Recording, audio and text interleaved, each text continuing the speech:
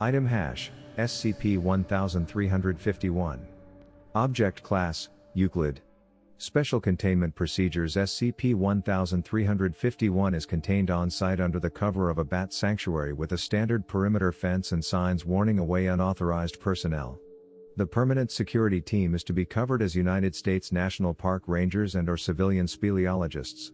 The access road to the entrance of SCP-1351 is to be marked Authorized Vehicles Only to match nearby park roads which are not open to the general public. Personnel within SCP-1351 are to follow standard subterranean safety protocols. All personnel must operate in groups no fewer than 4, with each personnel equipped with at least 3 sources of light, one of which must not be dependent on batteries. In the event of a team member in distress, at least one individual must remain with the distressed individual, while at least 2 individuals must return to get help.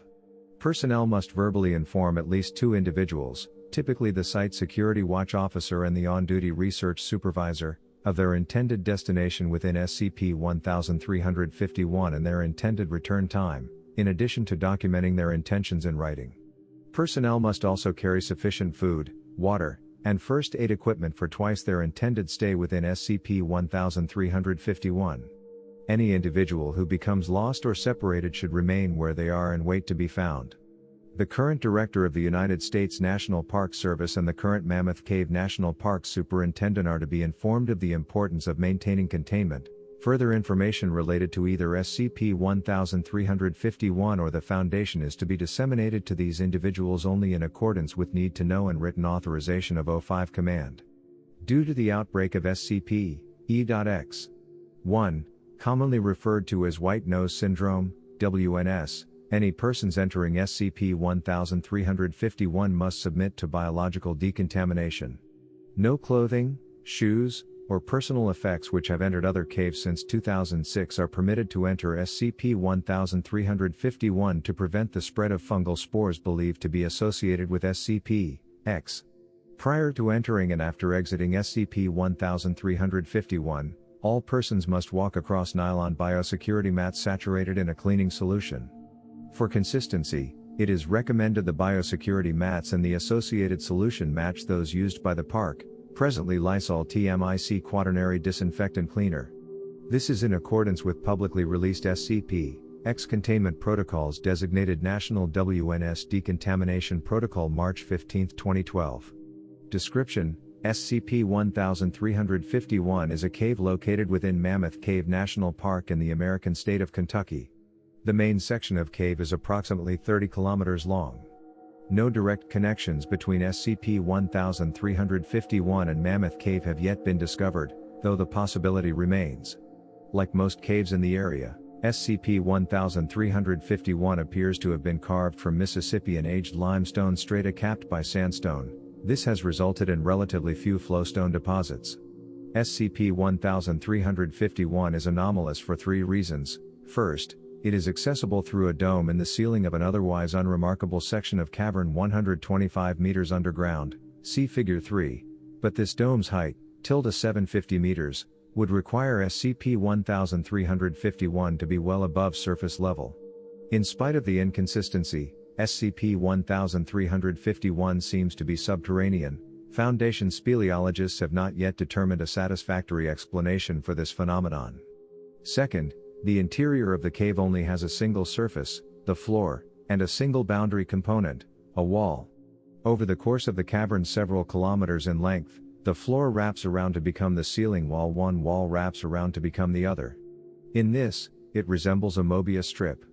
Local gravity orients towards the nearest floor. A dark band in the rock wall shows the location of the boundary between the local gravitational fields. The cause of this unusual spatial warping is not understood at this time. Third, temporal anomalies have been observed in relation to SCP-1351, though no modern Foundation personnel are known to have experienced any such effects. For more details, see Addenda 2 and 3. These show no consistent pattern. Addendum 1, Modern History of SCP-1351. The cavern from which SCP-1351 is accessible opened to the surface when a landslide in 1993 uncovered a natural entrance. SCP-1351 was most recently discovered in 1995 by National Park Service speleologists mapping the cavern to determine if it connected to the main cave system in the park. These scientists were subsequently seconded to the Foundation after a standard background check and non-disclosure agreement.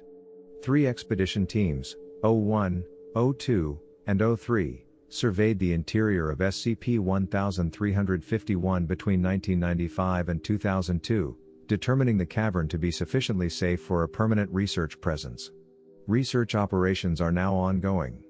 Addendum 2, Expedition 1351-1925.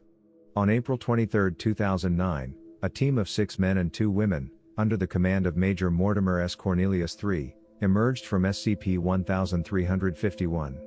See Figure 4, they were detained by Foundation security personnel. Interviews established that they were a team of explorers dispatched by the Foundation in August 1925, and had only spent 18 hours within the cave from their perspective. Their clothing and equipment was accurate for the time period, and they possessed apparently bona fide documents supporting their assertions. However, as there is no record of any of the members of the expedition nor of the expedition itself, and since SCP-1351 was not known to have been discovered until 1995, they are being detained indefinitely.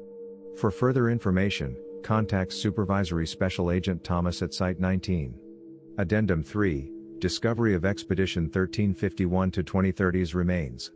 On June 10, 2011, Foundation researchers discovered the remains of 4 adult humans in a pit in Section 07A of SCP-1351. These remains had been mummified and preserved by the calcium nitrate present in the cavern. Carbon dating indicated the remains to be in excess of 7,000 years old. One of the bodies had 2 broken legs, while another had a broken left arm. There was no obvious cause of death for any of the subjects. Subject 1, male, 198 centimeters tall, black hair, facial bone structure suggests Caucasian ancestry. Antemortem compound fractures in both left and right tibiae. Foundation issue dog tags identify as Dr. Nicholas Lusk, serial number, redacted. Subject 2, male, 186 centimeters tall, red hair, facial bone structure suggests Caucasian ancestry. Antemortem simple fracture in the left ulna. Foundation issue dog tags identify as Dr. Lionel Dunbar, serial number, redacted. Subject 3, female, 160 centimeters tall, black hair, facial bone structure suggests Japanese ancestry. No apparent injuries. Foundation issue dog tags identify as Dr. Asuka Miyamoto, serial number, redacted. Subject 4, female, estimated approximately 164 centimeters tall. Head absent, incision located above C4 vertebra and occurred postmortem. No identification is located in the vicinity of the body. The bodies were clothed in uniform synthetic spelunking coveralls and equipped with gear estimated to be roughly equivalent to the level of technology expected to exist by the mid-2030s. Among the gear was a damaged camcorder with predictably dead batteries. Efforts to power the camcorder and recover the information documented have, data expunged.